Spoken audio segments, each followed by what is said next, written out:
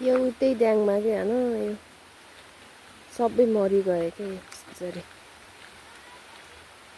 यसरी सबै मऱ्यो। यसमा हामीले मल कति गयो, यसमा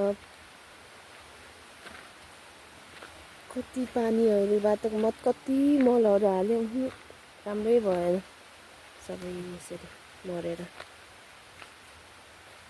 यो औषधि छर्दाखेरि औषधि कति महँगो पर्छ, बिचरा साउलाई कति घाटा भयो। तर एउटै ड्याङमा एउटै ड्याङमा उता फेरि यति राम्रो, फेरि एउटै ड्याङमा। अनि एउटा ड्याङमा सबै यसले चाहिँ अब मान्छेले चाहिँ क्यान्सर लास्ट स्टेज क्यान्सर लाग्यो भने चाहिँ ठिक हुँदैन भन्छ नि त।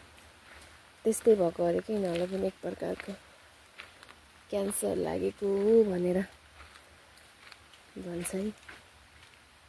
यो चाहिँ जचाउँदाखेरि के मान्छेहरूलाई एक प्रकारको यो जति औषधि छरे पनि,